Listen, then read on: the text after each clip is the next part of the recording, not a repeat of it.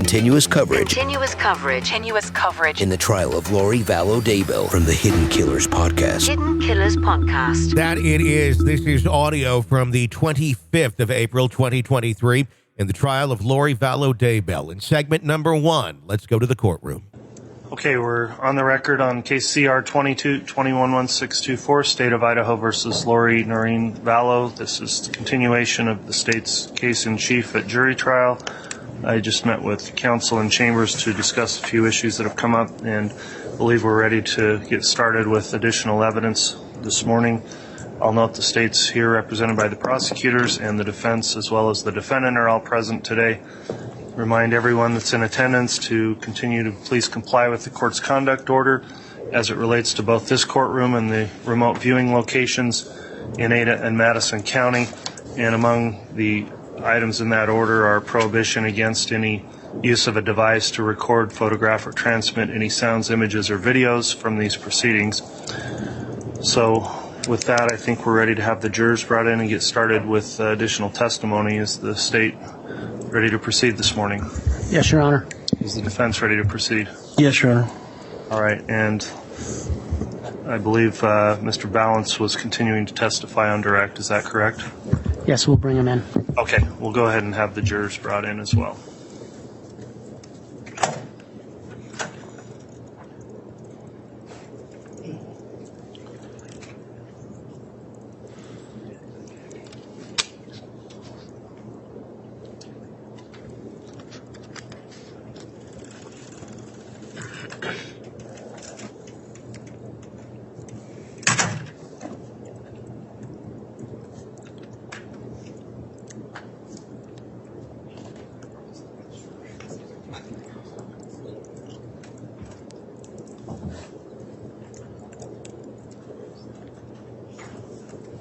All right, please.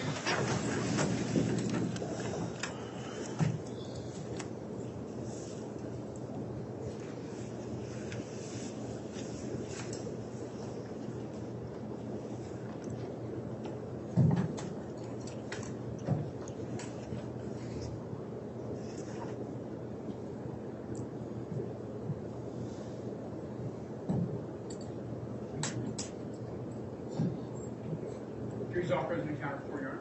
Thank you, Mr. Bailiff. Please be seated.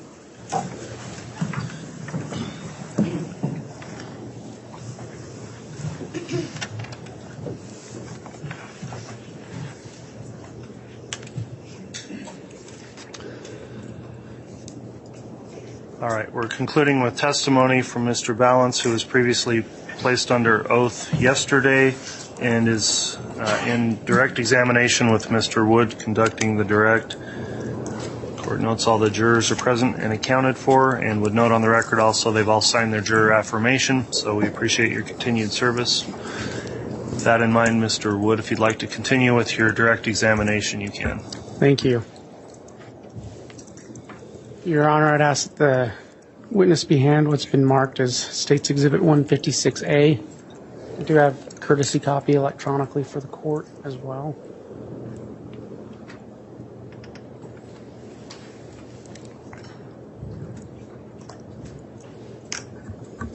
Mr. Balance, can you quickly review State's Exhibit 156A?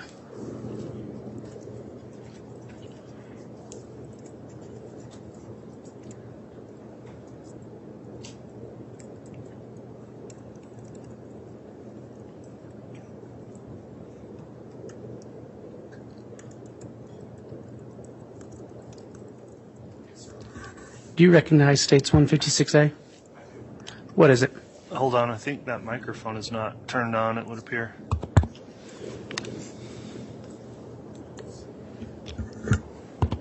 Okay. What is State's 156A? This is the full copy of my report that I completed in this matter. Okay. Is that a true and accurate representation of that report? Yes, sir, it is. Your Honor, based on at the request of the defense, I would move to admit State's Exhibit 156A as the true and full copy of Mr. Balance's report. All right, I'll note, to clarify the record, then 156 was admitted yesterday, which under Rule 1006 was a summary. The defense requested the entirety of the report, and that's now apparently been submitted. Did you have a time to review that, Mr. Thomas? Yes, Your Honor. I'll agree to it. Okay, so Exhibit 156A is now admitted. Thank you, counsel. Thank you. If I may continue publishing to the jury from 156. You may.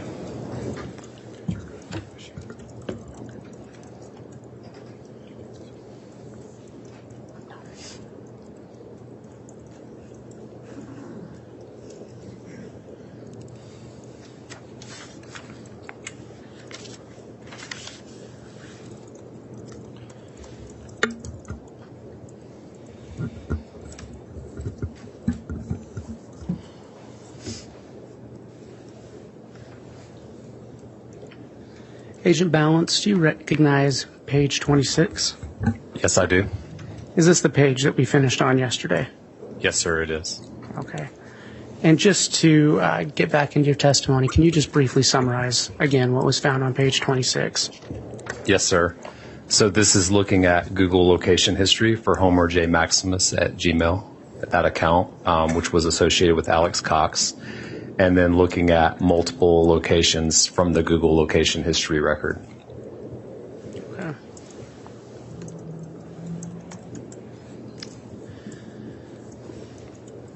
Agent, can you tell us what you found and reported on page 27 of your report? Sure. So this is looking at records for the 0143 cell phone that was associated with Chad Daybell, and looking at different interactions that it had with this tower and sector. So we're looking at, from the call box here, between 10:35 and 12:20, there's multiple SMS or text messages that are exchanged with the number ending 4652, which was associated with Lori Vallow. And then there's also an outgoing call to Lori Vallow that occurs at 11:45 and 55 seconds. And that's on the morning of September 9th. Yes, sir, that's correct. Agent, while we're talking about these interactions, were you asked in your report, when you prepared a report by law enforcement, to focus on specific dates? Yes, I was. Okay. And in doing your investigation, did you look at other dates as well? I did. Was it common for the numbers between Chad Daybell, attributable to Chad Daybell, and the numbers attributed to Lori Vallow, did they communicate frequently? They did. Okay, thank you. So even on the dates not mentioned in this report, they communicated frequently? That's correct. Okay, thank you. Okay, I didn't mean to interrupt you. If you can finish what you were explaining to the jury about slide 27. So the only other thing I would point out is, again, we talked about it yesterday, but this is representative of Chad Daybell's residence by the green icon here. Okay. So his cell phone was being serviced by the tower located in St. Anthony at the time? Correct. Okay. And that would provide coverage to the Daybell residence. All right.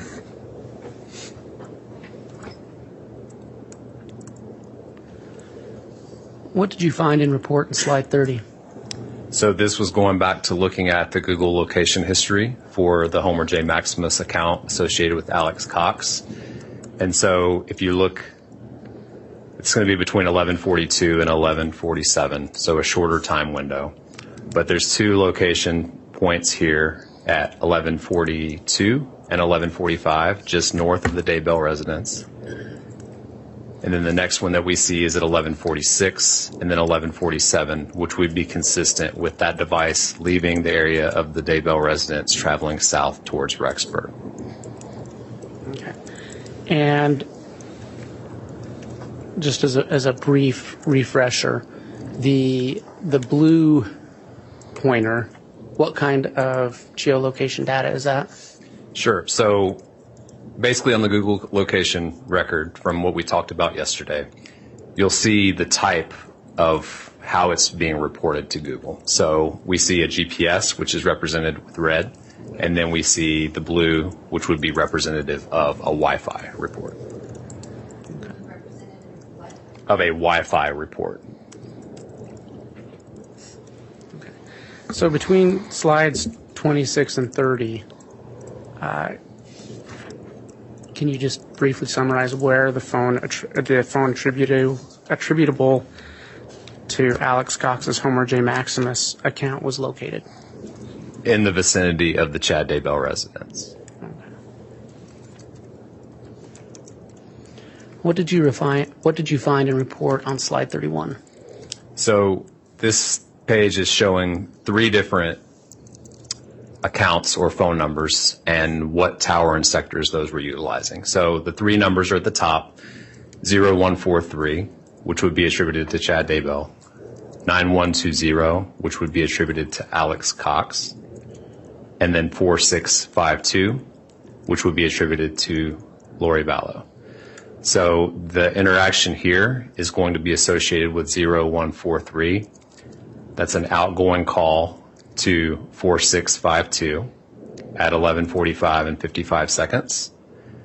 And then down here, you can see the other side of that call where it's being received by the 4652 phone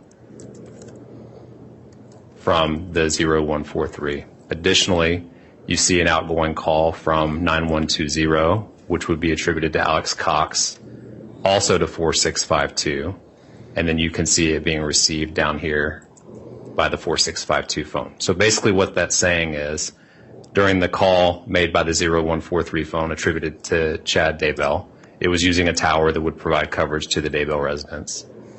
At the time 9120 makes the call to 4652, it would also be utilizing a tower that would provide coverage to the Daybell residence.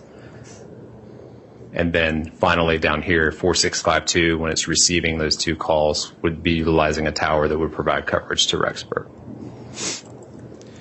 And all these calls were taking place shortly after the phone attributable to Alex Cox left the Daybell residence, correct? That's correct.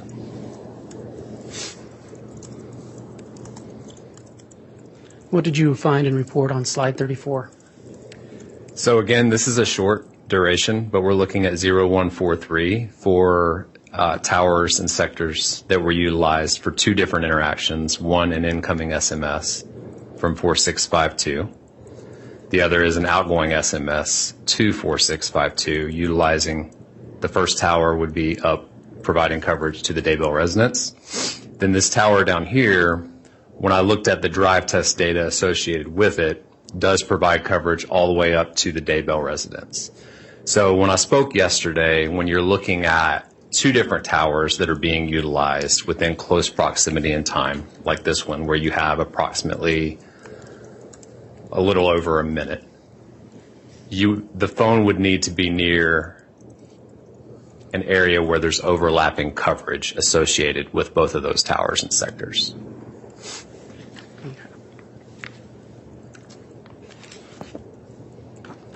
And what did you find and report on slide 36? So this is a few minutes later, the 0143 phone attributed to Chad Daybell receiving an incoming SMS using a tower that would provide coverage down to Rexburg. Looking at the drive test data of that particular tower, that tower would not provide coverage up to the Daybell residence.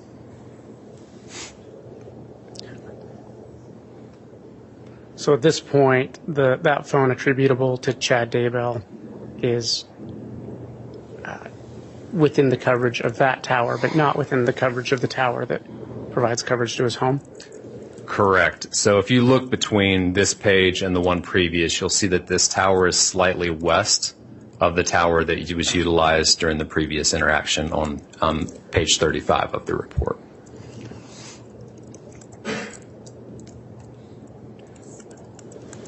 And what did you find and report on slide 38? Okay, so this is going to show interactions between 3 different numbers: 0143 attributed to Chad Daybell, 9120 attributed to Alex Cox, and 4652 attributed to Lori Vallow between 1243 and 1249. So to start with the 0143, you see an outgoing and an incoming SMS utilizing this tower and sector. And then since both 9120 and 4652 were Verizon phones, they're going to be utilizing the same tower and sector. So you can see both the black and the blue are represented here, utilizing that same tower and sector.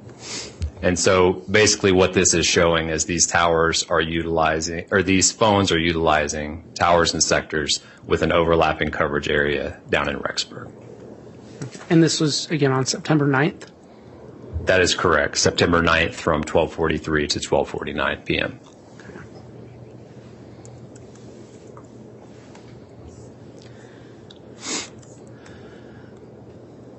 Agent, can you tell us what you found and reported on slide 42? Yes. So this was a second date that I was asked to analyze and determine if there was any information that could indicate general locations of phones. And this was September the 23rd of 2019. So we're looking at a time period from 3:59 in the morning until 8:35 in the morning, and looking at tower interactions by 0143, which would be attributed to Chad Daybell.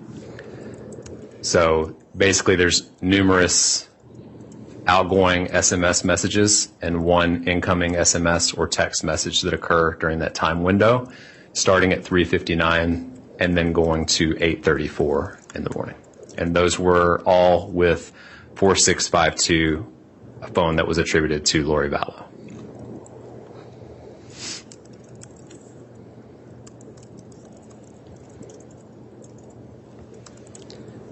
What did you find and report on slide 43?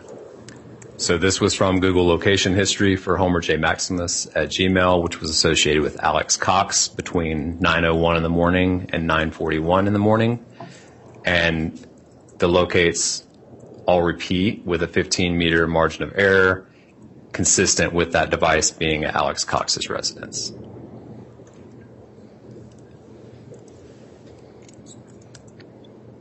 So, okay.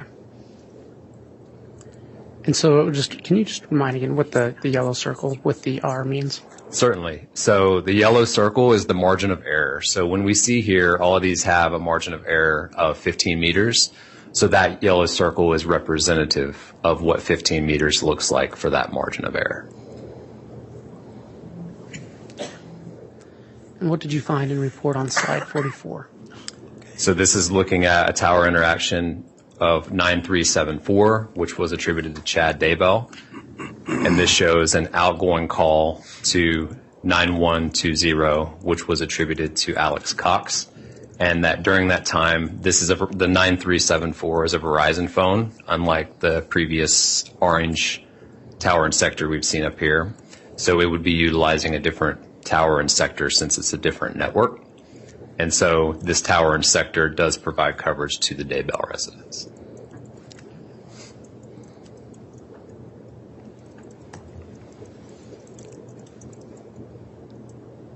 And what did you find and report on slide 47? So this is looking at interactions for two different phones, 0143, the number attributed to Chad Daybell, and then 4652, attributed to Lori Vallow on September the 23rd, 2019, between 9:27 and 9:37, and basically shows the 0143 number utilizing three different towers, and shows the different activity. So specifically to this tower, we see outgoing call, an outgoing text message, and an incoming text message. All of those are exchanged with 4652. We see an outgoing call with 4652 on this tower and sector. And then we see an incoming SMS from 4652 on this tower and sector. And again, what date was this? This is September the 23rd, 2019. Okay, so that upper right-hand box, those are three calls between a phone attributable to Chad Daybell and a phone attributable to Lori Vallow, correct? That's correct. And those all take place between 9:30 and 9:35? Yeah, correct. Okay.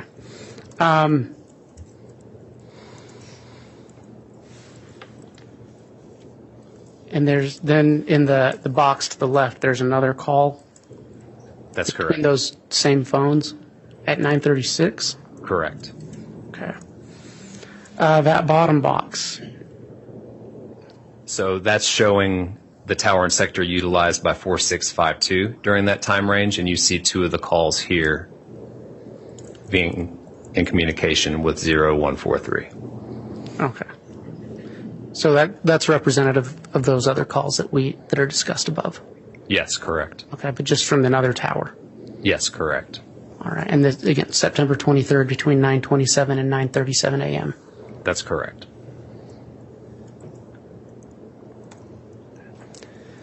What did you find and report on slide 48?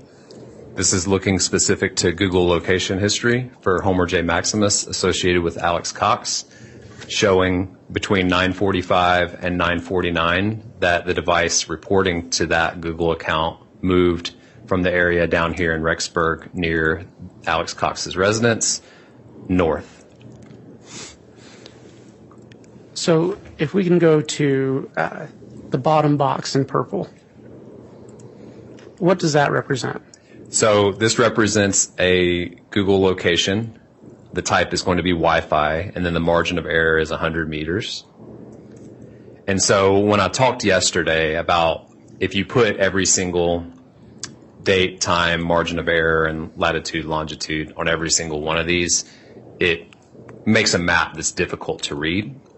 So instead, what you're looking at is a summary box over here to where you have 1 Wi-Fi location and 10 GPS locations. The margin of error for the Wi-Fi is the 100 meters reported here, and then 3 to 7 meters for the GPS locations that are reported going north. And so basically the 2 times that are reported here and here are more of a bookend showing the start and the end of this particular page and what I'm representing with this time period. Okay, so to summarize, on September 23rd, a phone attributable to Alex Cox is within 100 meters of, well, I don't want to misstate that, is within 100 meters of that Wi-Fi signal in the general location of Lori Vallow's apartment, correct? That's correct, just northwest of where the apartment is. Just northwest of it. And then by 9:49, he's moving up what looks to be Highway 20, and there he's being pinged by GPS 10 times. So basically, not to correct you, but a ping would be basically something to where the carrier or company sent out a request for a location. This isn't a ping. This is basically looking at a location that was reported. So in essence, there's no request from the company to locate where the device is. This is just stored information of where it is. And so during that time window, everything else you said is correct, that the phone is moving north, and at 9:49 is indicating consistent with it being on Highway 20 with a 3-meter margin of error. Okay, and that's September 23rd. Correct. Was that a date you were asked to specifically look at? Yes, it was. Why was that? That was a date that was indicated that potentially there was an event that occurred in the investigation, and that was based off of what investigators were looking at of last known times whenever JJ Vallow was alive. Okay. So, and just to make sure I don't speak incorrectly, a ping is when the cell company sends out a signal. Correct. So say, for instance, I can give a pretty good example for it. If we were looking for a missing person that had went hiking in the woods, we can request that the cell phone carrier ping the phone to determine its location of where it is now. And so they're initiating on their network a request to locate versus looking at historical records that are already maintained by the provider. Okay, thanks. What did you find and report on slide 49? So these are from the Google location history for Homer J. Maximus at Gmail, which was attributed to Alex Cox, and looking at different locations that were reported around the Chad Daybell residence on September 23rd, 2019, between 9:55 and 10:12 or 10:13. Can you walk us through those as they occurred chronologically? Yes. So the first one that we see is going to be at 9:55 and 6 seconds, which is going to be a 50-meter margin of error showing the center point just northwest of the Daybell residence. And then we see at 9:56 a much smaller margin of error with a GPS hit of 4 meters, and that's again at 9:56, and that is an area kind of just northeast of a small pond. And then we see the next one, 9:57, a much larger margin of error via Wi-Fi, which shows 100 meters centered here, kind of in the middle of the yard. And then next we see 10:02, another very small margin of error of 3 meters, GPS, and indicating close proximity to the location where JJ Vallow was located. Beyond that, we see additionals at 10:05, 10:07, and 10:12, anywhere from 28 meters to 60 or 92 meters margin of error. The last one that we see shown in this particular page is at 10:12 and 42 seconds. Okay. So, to summarize, on September 23rd, 2019, between 9:55 and 10:12, a phone attributable to Alex Cox was located at those spots on Chad Daybell's residence. That's correct.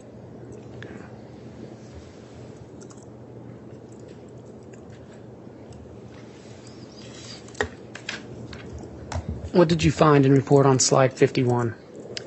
So this is looking at network interactions with 0143 attributed to Chad Daybell on September 23rd, 2019, between 9:30 in the morning and 10:27 in the morning. This shows the use of 2 different towers and sectors, and I can go through each box. There's an outgoing call to 4652 attributed to Lori Vallow, and everything in this box looks like it's going to be the same. Interactions with 4652 to include outgoing and incoming text messages, as well as outgoing calls. And then the same thing over here.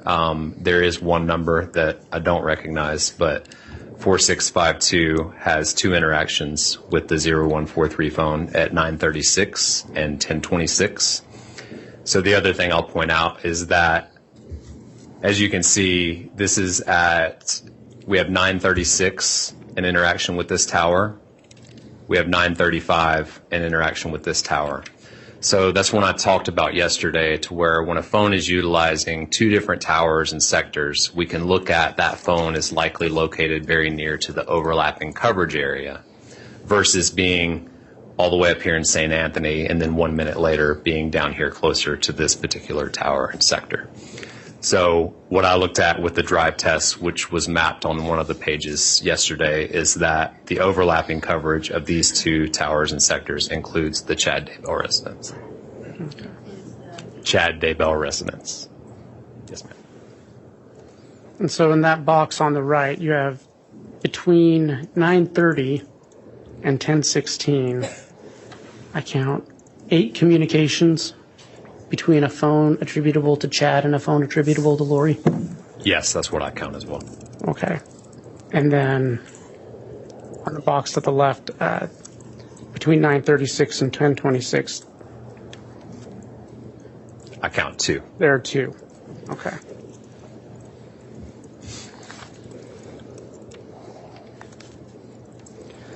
What did you find and report on slide 54?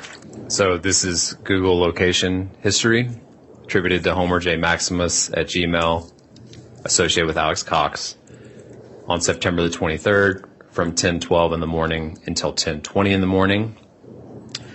The locate we have at 10:12 reported to Google shows it in the vicinity of the Chad Daybell residence. And then the next one that we see at 10:20 shows it down closer towards Rexburg, consistent with movement away from the Daybell residence, going south towards Rexburg. And that 10:12:42, had you already put that on a?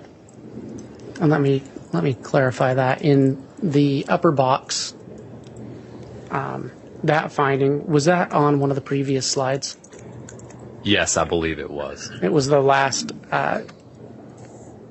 location of that phone, of the Homer. the phone attributable to Homer J. Maximus and Alex Cox on Chad Daybell's residence that morning, correct? That's correct. Okay.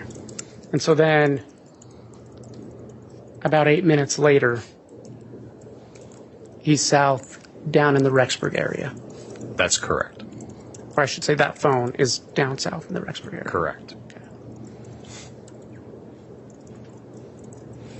What did you find and report on slide 55? Okay, so this is looking at 3 different phones and the interactions that they have with the network. 4652, which would be attributed to Lori Vallow, 9120, attributed to Alex Cox, and 0143, attributed to Chad Daybell. So starting with the interactions that the 0143 phone had, there were 3 outgoing SMS messages that were sent, all of them at 10:16. Then we see the 9120 phone that it makes an outgoing call to the 4652 phone. And then this is showing the 4652 phone receiving that call at 10:13. And then the duration of that call was 545 seconds. So for the 515, 4020, and 43, and the 9120 phone, both of those are using towers that would provide coverage to the Daybell residence. And then the 4652 phone is utilizing a tower and sector that would provide coverage to down in Rexburg to include Lori Vallow's residence.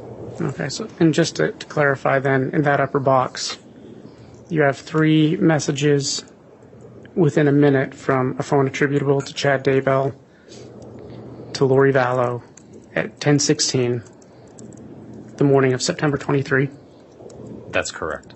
Okay, and then the middle box is a phone attributable to Alex Cox on a 545-second phone call with a phone attributable to Lori Vallow. That's correct. And that's at 10:13. Correct in the morning? Correct. Okay. And then that bottom box is reflective of that same call Yes, it is. from the call detail records of the phone attributable to Lori. Correct. Okay.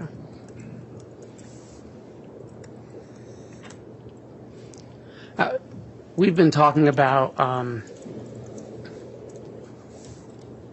Alex, those specific dates, September 9th and September 23rd that you were asked to look at. And on both those occasions, Alex Cox's phone shows up on Chad Daybell's residence. Did you look at any other times where the Homer J. Maximus account or a phone associated with it was found on Chad Daybell's residence? I did. What did you find? So I found that phone did go to the Chad Daybell residence on other occasions.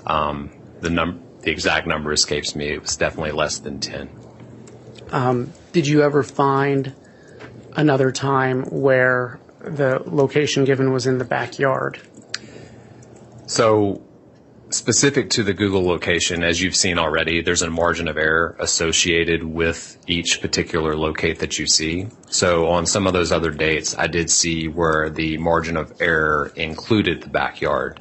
I didn't see any time where there was a locate that was a very small margin of error that only included the backyard. Okay. Thank you. Agent, what did you find and report on slide 59? So this was looking at the Google location history for Homer J. Maximus associated with Alex Cox on October the 8th, 2019, between 2:59 p.m. and 3:37 p.m., which was consistent with that phone visiting the Walmart in Rexburg, which the satellite photo shows it under construction, but it had been completed at the time that these locates were recorded. Okay. So were they, it looks like there was one GPS hit and the rest were Wi-Fi? That's correct. So you'll see similar to one of the earlier pages to where I will do basically what I would call bookending of taking the first record that I have in this time window and the last record and showing those two specifically, but then also including this summary box, which shows that there's a total of 18 Wi-Fi locations reported during that time window. That's the Walmart in Rexburg, Idaho, That's correct. on October 8th. That's correct. What did you find and report on slide 60? So as a part of looking at the different records that we received that we're asked to review in a case, Verizon is one carrier that maintains a short retention period for the content of text messages. So upon reviewing that, I saw two different text messages that were associated with the 9374 phone attributed to Chad Daybell.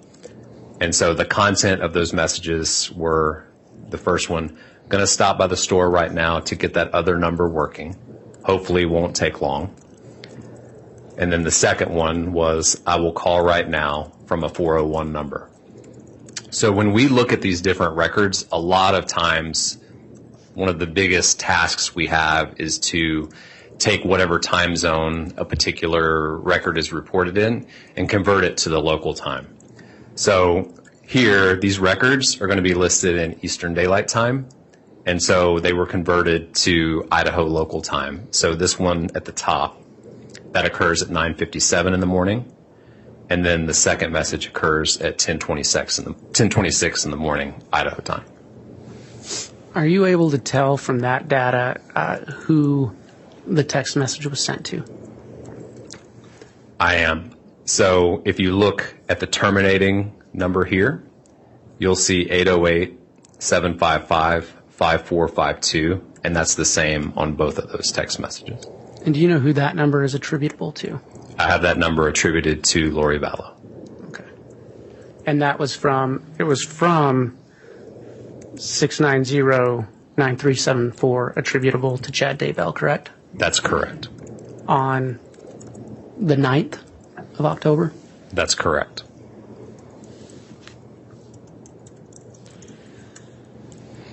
And what did you find and report in slide 61?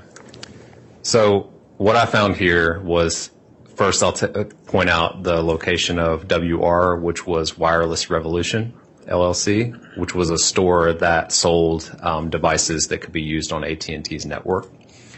So then we're looking at network interactions between 9374, attributed to Chad Daybell, and then 8260, attributed to Chad Daybell as well. And so what we see is which towers and sectors were being utilized in close proximity to the time of the messages that were sent, shown in the previous page. So here at 10:27 in the morning, this would be representative of the blue tower and sector. 8260 has a voice call with the number ending 5452. And then this tower and sector is utilized by 9374, and it's a voice call to a number that I don't recognize as part of my report. Okay. And that the voice call in the blue box between the 401 number and the 5452 number, how long was that after the text that was sent in the previous slide? Do you recall? I don't recall the exact timestamp of the previous. So looking at it now, that would be, it's showing 12:26. Again, that's in Eastern time. So it would be 10:26 and 35 seconds. And then 10:27 and 14 seconds when that call is made. Okay.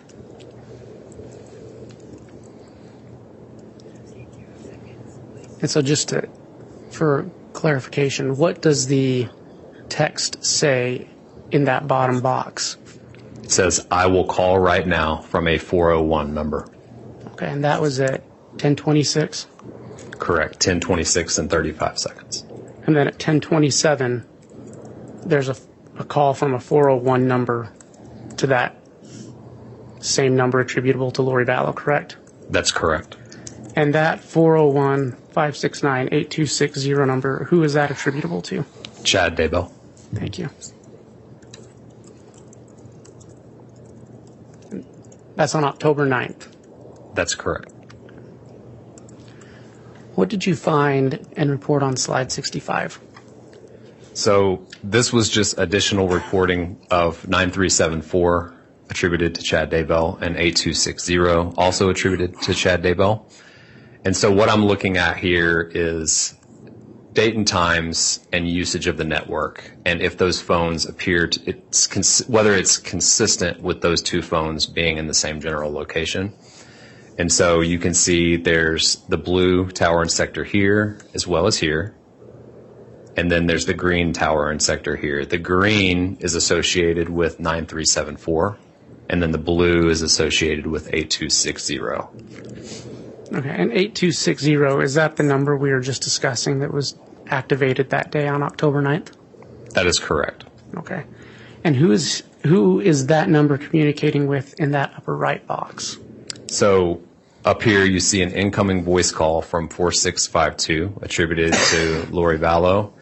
And then you see multiple text messages exchanged with a number 334-744-4205. And who is that number attributable to? To Alex Cox. Okay. And what time of day are those communications? So we're looking at, from the top, 1:11 until 2:22 in the afternoon. Okay.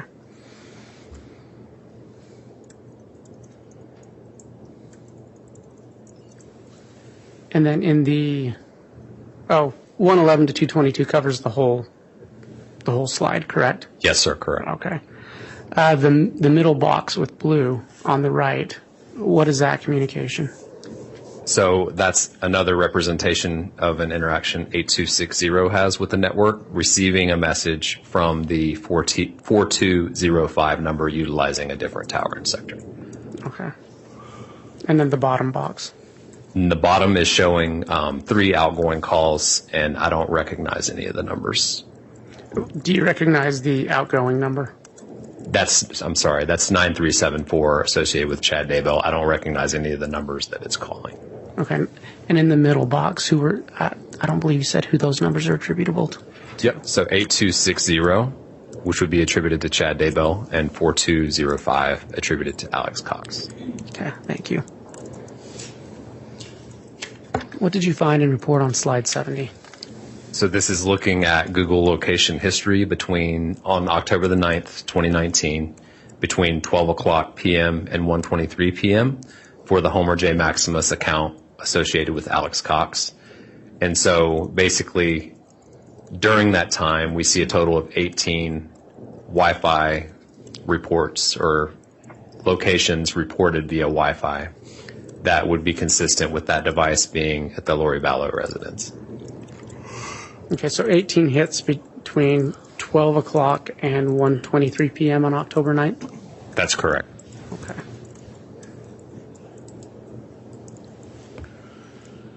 And what did you report on slide 72? So this is an extremely short time window of about 32 seconds, but looking at the first one beginning at 1:23 and 0 seconds, consistent with being at Lori Vallow's apartment, and showing movement consistent with that device moving over to Alex Cox's residence by 1:23 and 32 seconds. All right. So just if you'll move us chronologically from each box. So we're starting with 1:23 and 0 seconds, which would be this location here. The second location would be 1:23 and 16 seconds, and then 1:23 and 32 seconds. Okay. And that's October 9th still. That's correct.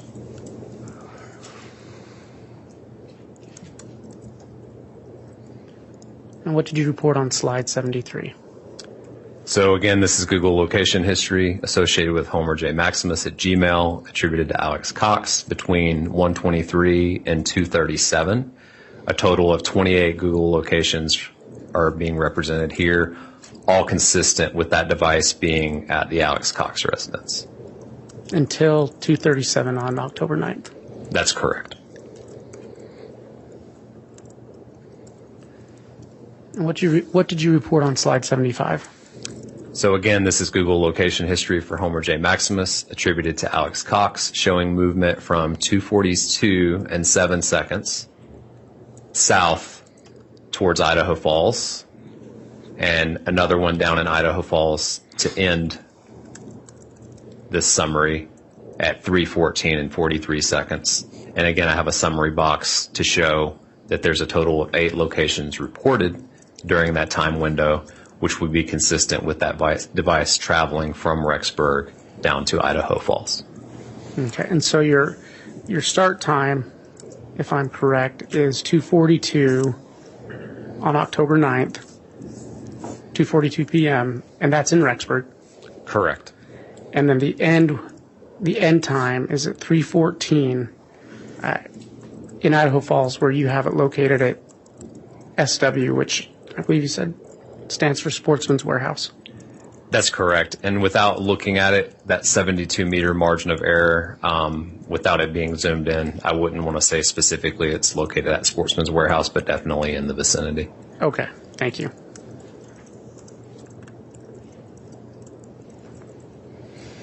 What did you report in slide 76?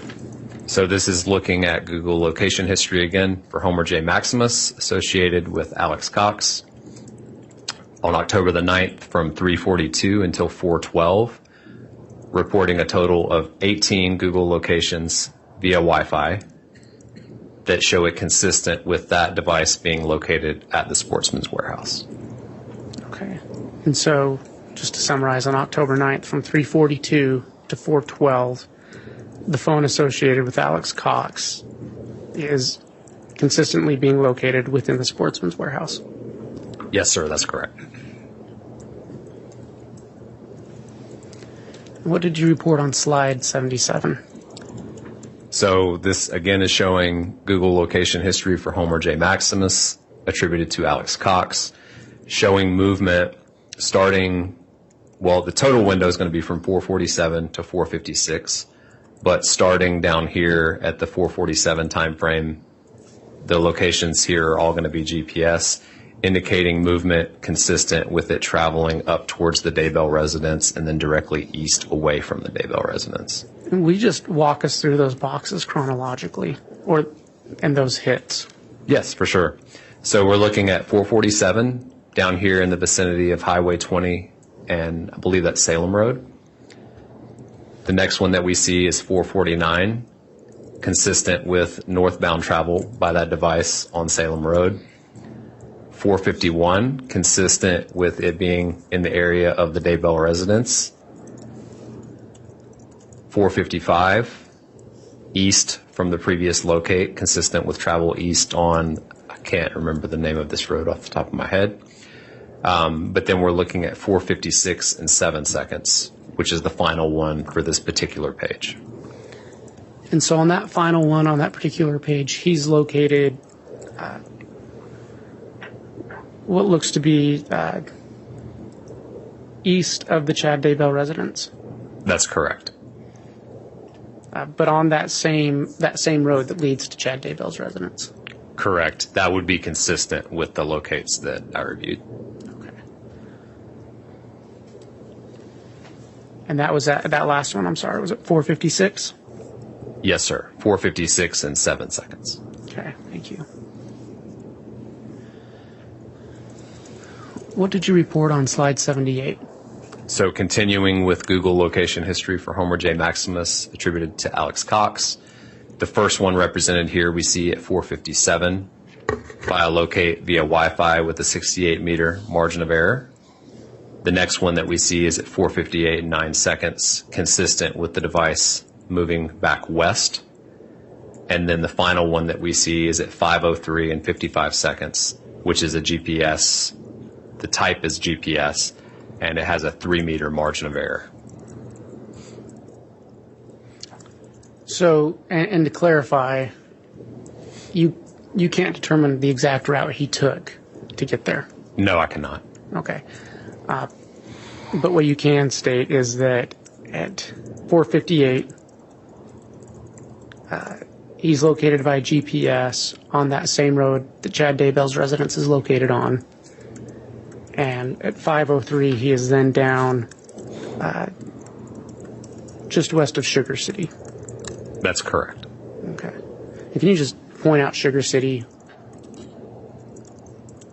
Thank you. And where is Sugar City in relation to Rexburg? Just north. Okay. Is it fair to say it's somewhat in between Rexburg and Chad Daybell's residence? Yes, sir.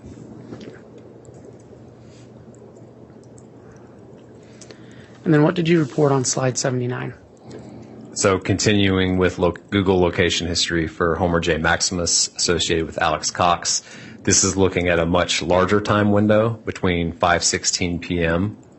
and 11:53 p.m. on October the 9th of 2019, a total of 66 locations, and all of those would be consistent with that device being in the area of Alex Cox's residence. And so when we're looking at the two different boxes here, again, that's representing the start and end for the time window that I was looking at. So starting at 5:16 and 32 seconds, ending at 11:53 and 9 seconds. Okay, so from that period, 5:16 on October the 9th to 11:53, that phone appears to stay at Alex Cox's residence. That's correct. Okay.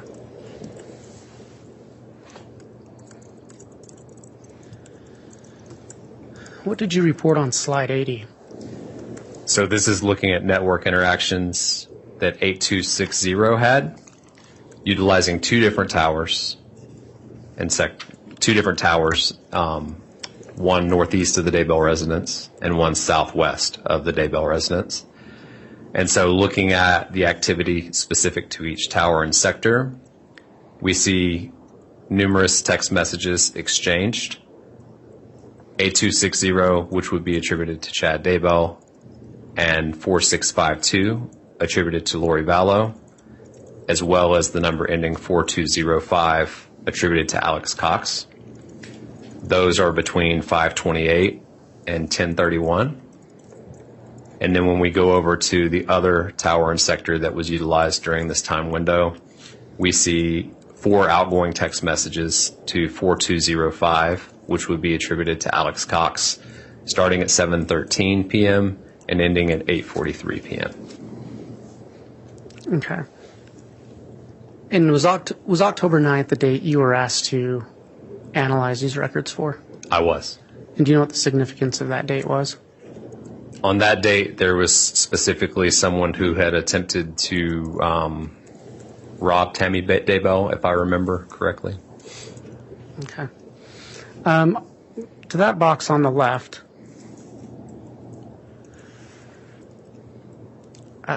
what is the first time that that 401-569-8260 number attributable to Chad messages the 4205 attributed to Alex Cox?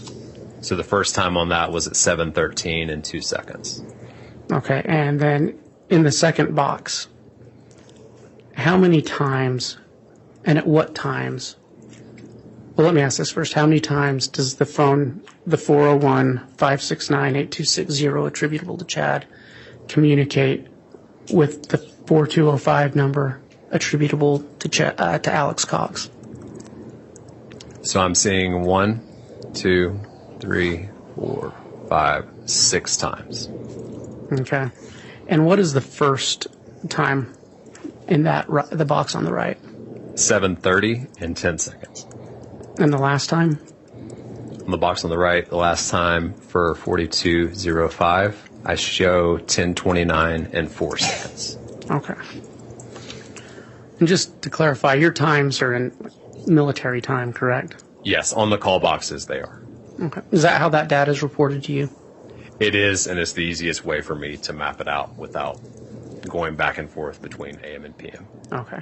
But if we look at your heading, that shows that these communications all took place on October 9th between 5:28 p.m. and 10:32 p.m. Yes, sir, that's correct. Okay.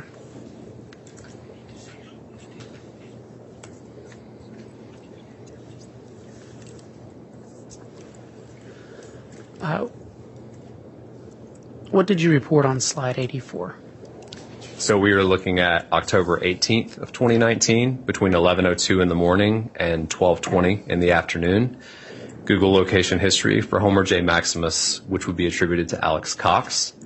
And during that time window, it shows consistently to be at Lori Vallow's residence. And this is October 18th, 2019? Yes, sir, that's correct.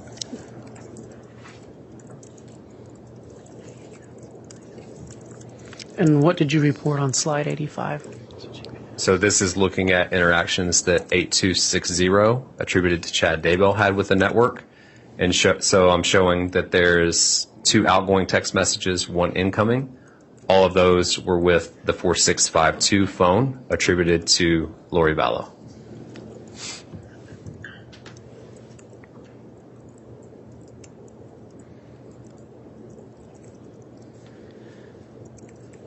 And what did you report on slide 86?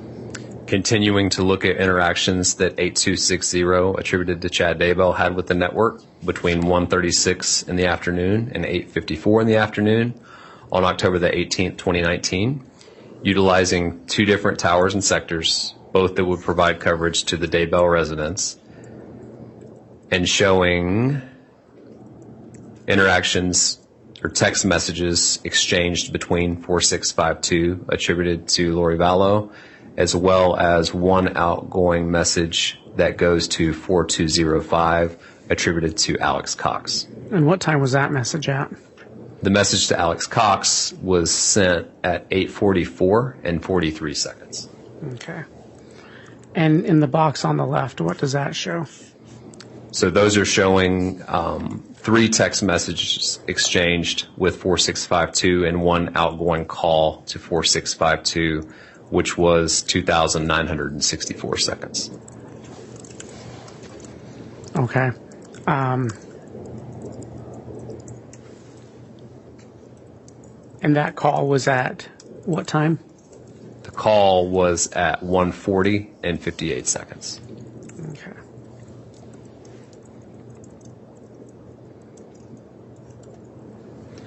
What did you report on slide 87? So this is continuing with network interactions that 8260 had on October the 18th, 2019, between 9:35 p.m. and 10:55 p.m., utilizing 2 different towers and sectors. And so specific to this tower and sector here, we see multiple text messages exchanged with 4205 attributed to Alex Cox. And then on this box down here, again, all of the interactions are text messages and exchanged with 4205 attributed to Alex Cox. Both of these towers and sectors would provide coverage to the Chad Daybell residence.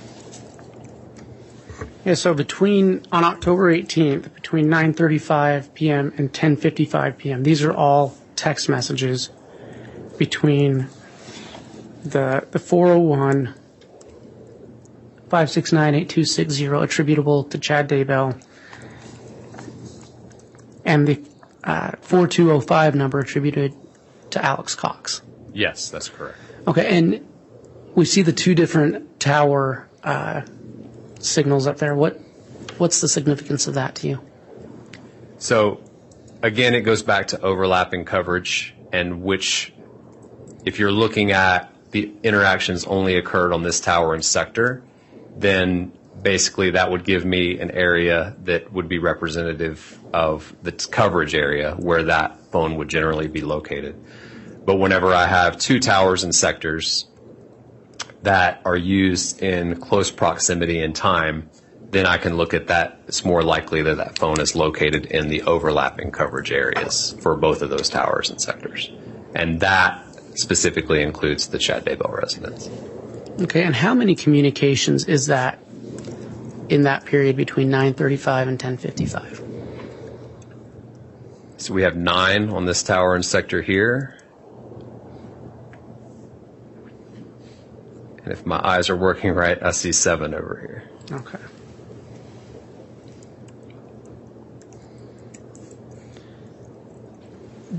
Agent, did you notice a pattern once that 401 number was activated in between communications with Chad Daybell and Alex Cox and Lori Vallow? I would just note that it had heavy interactions with both phones attributed to both of those persons. Okay. And what does slide 88 represent? So this shows back to Google location history for Homer J. Maximus attributed to Alex Cox on October the 18th, 2019, between 10:05 and 10:07 p.m., which is consistent with movement coming northbound on Salem Road towards Salem Church. The first locate that we see is at 10:05 and 57 seconds with a margin of error of 7 meters. The report type is GPS. Then the last one that we see, only about a minute and some change later, at 10:07 and 13 seconds. Again, reporting via GPS with a margin of error of 11 meters. And is this within that same time frame that was covered in the last slide? Yes.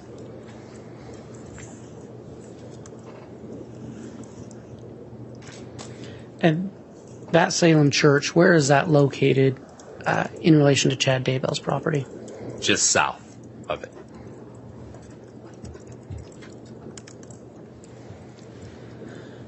What did you report on slide 89? So this is looking at Google location history again for Homer J. Maximus, attributed to Alex Cox between 10:07 and 10:45. And so what we see is a total of 13 Google locations, 12 via Wi-Fi, 1 via GPS. The first one that we see is I believe it's going to be the same one as previously reported on the page prior, at 10:07 and 13 seconds with a margin of error of 11 meters, represented here by the red GPS logo. And then the final one that we see during this time window is at 10:45 and 26 seconds, which is a 50-meter margin of error and represented by one of the blue Wi-Fi hits here. Okay. So there were, in the box on the right, I'm sorry, on the box on the right, you're showing the last hit in that area? Correct. And that's a Wi-Fi hit. That's correct. And the radius is 50 meters. Yes, sir. That's correct. And then he arrived there at 10:07, or I should say that phone arrived there at 10:07. Correct. The phone arrived at approximately 10:07. Okay. And October 18th, was that another date you were asked to look at? It was. And what is do you know what the significance of that date is? I do. I know overnight, Tammy Daybell was found deceased. Okay. So between October 18th and the early morning hours of October 19th. Okay. And so then just to summarize this slide, on October 18th, 2019, a phone attributable to Alex Cox was located at the Salem Church just south of Chad Daybell's residence from 10:07 to 10:45. Yes, sir. That's correct. Okay.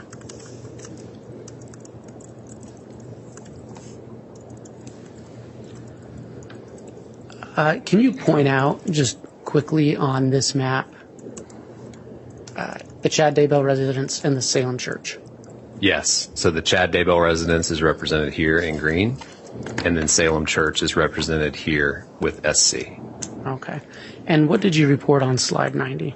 This is looking at network interactions between 8260, which would be attributed to Chad Daybell on October the 18th, 2019, between 11:34 and 11:36 p.m., utilizing this tower and sector here, which provides coverage to the Daybell residence. And there are 3 outgoing text messages at 11:34, 31 seconds, 11:35 and 5 seconds, and 11:35 and 28 seconds.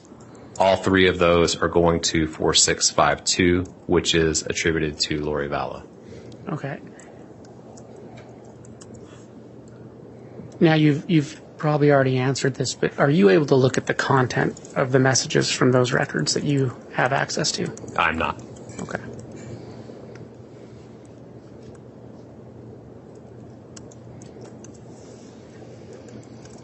And what did you report on slide 91? So this is a network interaction of 9120, which is attributed to Alex Cox on October the 18th, 2019 at 11:53 p.m., utilizing this tower and sector, which would provide coverage to kind of southwest Rexburg. And it is an outgoing call of 977 seconds to a number ending 4652, which is attributed to Lori Vallow. Okay. So 977 seconds. Do you know how many minutes that is? roughly 16 minutes, if I'm doing my math right. Okay. And that was at 11:53 on October 18th. Yes, sir, correct. Thank you. What did you report on slide 92? So this is showing the other piece of that call, the 9120 number calling the 4652 number, and the location of the 4652 number at the time, which would have been in Kauai. I'm reporting at the top in Mountain Daylight Time, so that 11:53 p.m.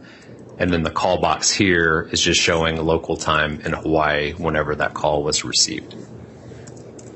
So that would be 7:53? That's correct. Okay. And Kauai, I see it's on your slide, but that is an island in Hawaii? Yes, sir, that's correct. Okay. And so Lori Vallow's phone on October 18th was, at least that phone that ended in 4652 was located in Hawaii. Yes, sir, that's correct. What did you report on slide 93? So this is looking at, and I can tell already that this is going to be incorrect at the top, but this is looking at the time around that call. So October the 18th at 11:54 p.m., Google location history associated with Homer J. Maximus attributed to Alex Cox, showing southbound movement consistent with it traveling south on Highway 20 between 11:54 p.m. and then into the next day, October 19th at 12:09 a.m. Okay. So just to be clear at the top, that should say October. That should say October 18th, and that should say October 19th. Okay.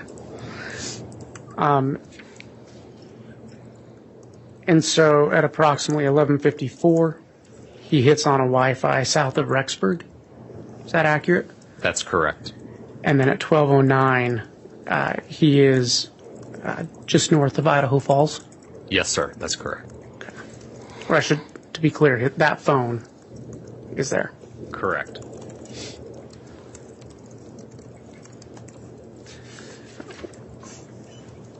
What did you report on October 22nd?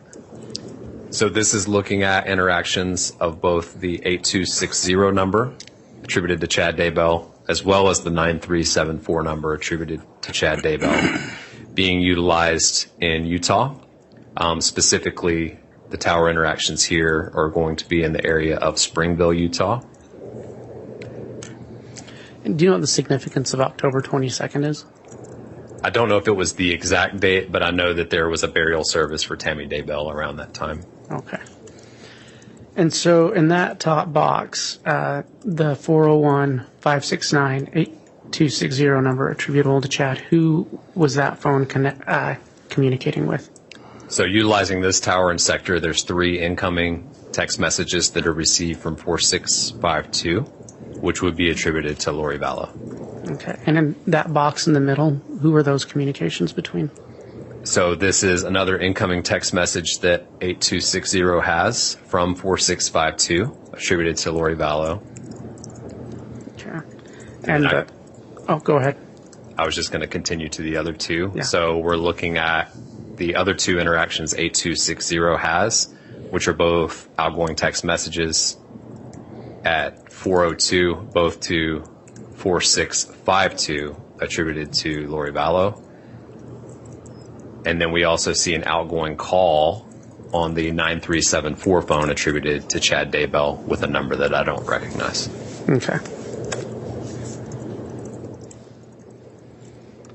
And what did you report on slide 96? And so this is just a more zoomed in piece of the previous page. And basically what it's showing, I was provided an address for a Holiday Inn, as well as an address for the Evergreen Cemetery. And this is just showing that these towers and sectors that were utilized, during that time would provide coverage to both of those locations. Okay, and are those the same communications as on the previous page? Yes, sir, they are. Okay, just more in detail to show the approximate location by cell tower? Yes, because Anytime that I'm mapping, that's usually the difficulty is you either zoom in too far and it takes away things, or you zoom out too far and you can't see specifically locations.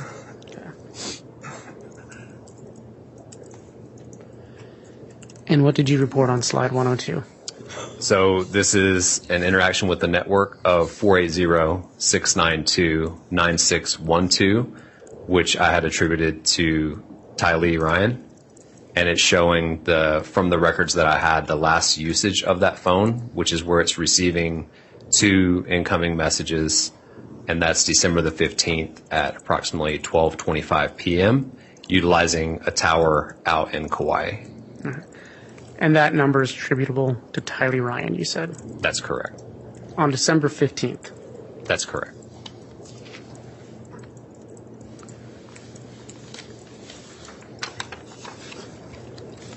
One moment, Your Honor.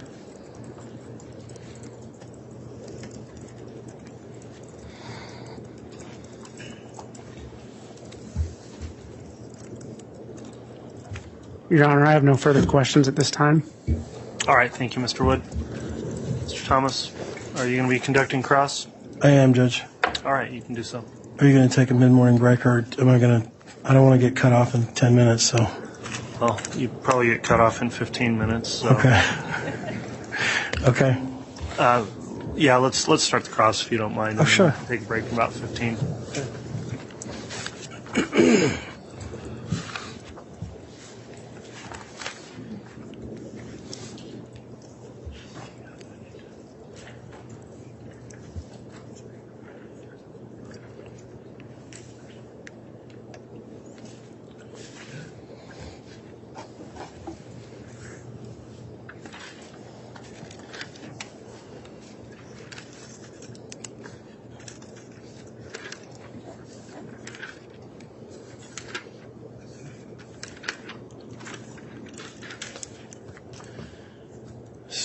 Special Agent Nick Balance, right? Yes, sir.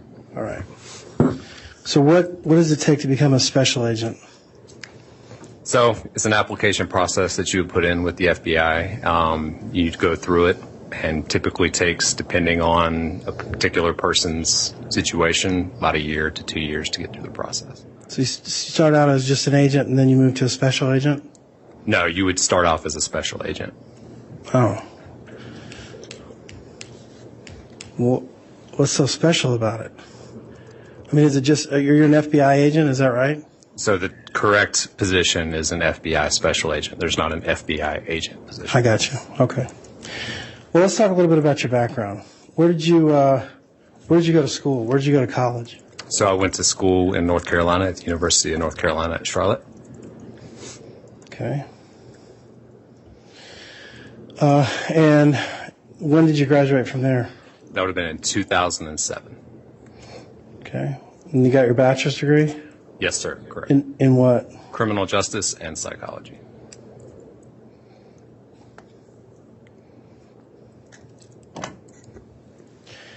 And I think you said you worked for the Marshals, is that right? For the U.S. Marshals? Yes, sir. Was that your first job out of college? It was, yes, sir. Okay. And how long were you with them? For approximately 9 years.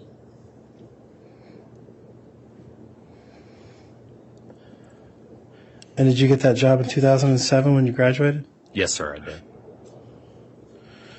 And then you started working for the FBI in 2016? Yes, sir, correct.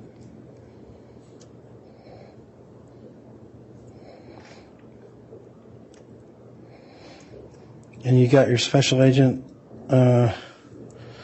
certification a year later? So I went to Quantico, Virginia, which is where all new agents would go to, in 2016, and I graduated in November of 2016. How long is that program? The time I went through, I believe it was 22 or 23 weeks. So about 6 months, 5 months? Yes, sir. Okay. And is it like an 8-hour-a-day job type schooling, or what kind of hours do you do in Quantico? So they usually run it, I believe, if I remember correctly again, it's 8 hours, so anywhere from 7:30 to 4:30. Okay.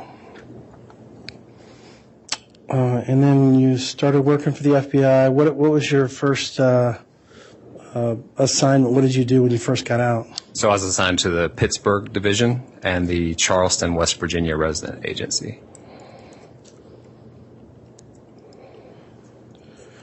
And I guess that's helpful, but I kind of wanted to know what did you do? Sure. So typically our larger field offices will specialize in working one specific violation just because there's a lot of agents that work at the field office. Anytime you're working in a smaller field office, you just might work multiple violations just because there's less people to work the particular violations. So whenever I started in West Virginia, I was primarily assigned to working white-collar investigations and crimes against children investigations. White-collar and crimes against children.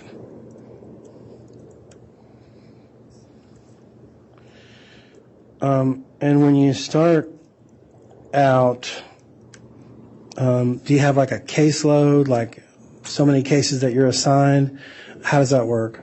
Sure, you would be assigned cases, and then you can proactively look for cases as well that you can work under the violations that you're working. Okay. So you were assigned out of the Pittsburgh office, but to Charleston, West Virginia? Yes, sir, correct.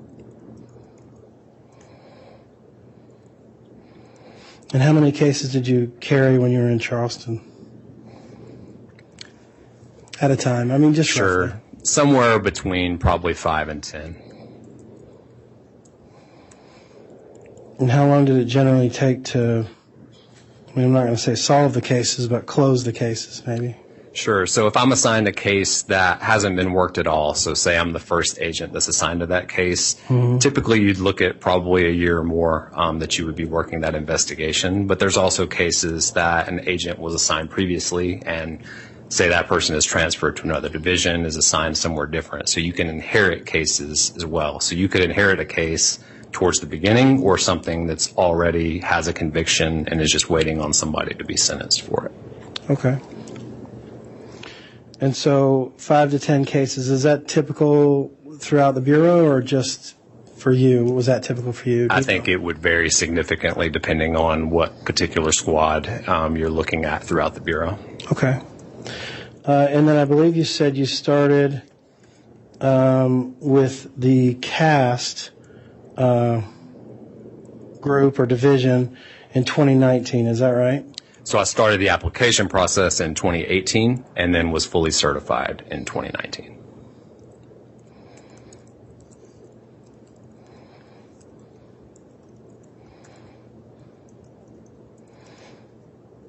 And was this your first case out of being in the cast group? It was not. It was one of the first, though. Okay.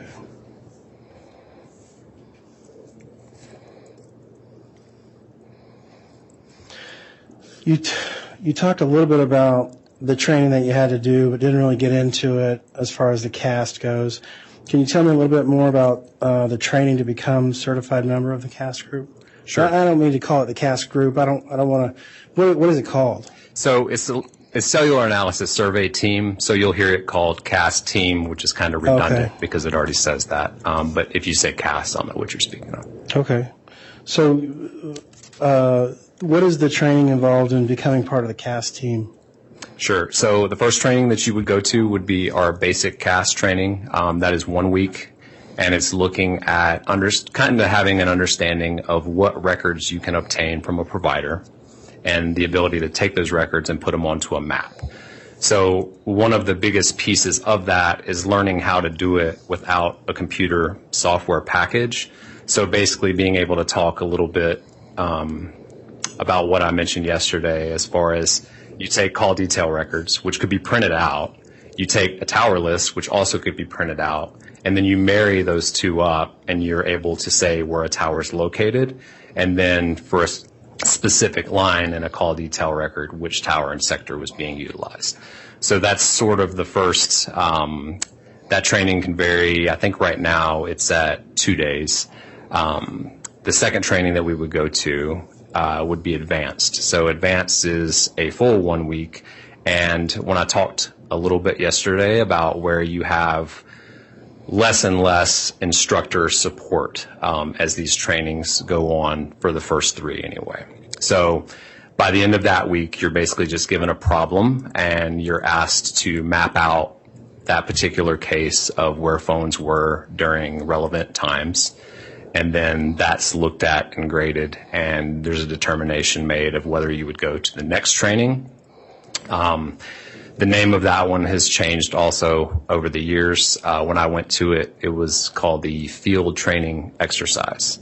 So in that training, it's 2.5 days as well. And you're basically provided with 4 different cases that you have to work within a time constraint, and you're not able to ask questions about how to do things. So we make a presentation for each one of those. It's graded, and then at that point, a determination is made of whether you would continue on to our certification process or whether you would repeat one of those particular trainings to get more time. And did you have to repeat any of these trainings, or did you make it through basic, make it through advanced, make it through the field training all in the first try? I took each one time. One time? Yes, okay. sir. And so what's the next step after the field training, 2.5 days? So then there's our 4-week certification process, which they break up into 2-week trainings. So during the first 2-week training, that's whenever we would get instruction from university professors specific to radio frequency theory and how it works. Beyond that, we would meet with the different providers for all of the major phone carriers, to include T-Mobile, Verizon, AT&T, and at the time Sprint. So we meet with their legal compliance representatives, which are the ones who maintain the records that I'm speaking about. We also meet with their network engineers who explain how they set up their network and what an optimized network looks like for them. Additionally, we took a trip out to one of the network switches so we can see what that looks like, and that's where all the cell phone towers are connecting to the switch to route calls through their network.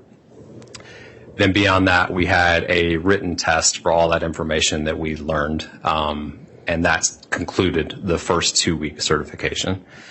The second 2-week certification consisted of learning the drive testing equipment, learning some of the different software packages that we utilize, and then again, taking a case from beginning all the way to the end, which included with a moot court exercise where we are basically presenting the case and then challenged by other members that have been in cast for a while to ensure that the methodology we're using is correct.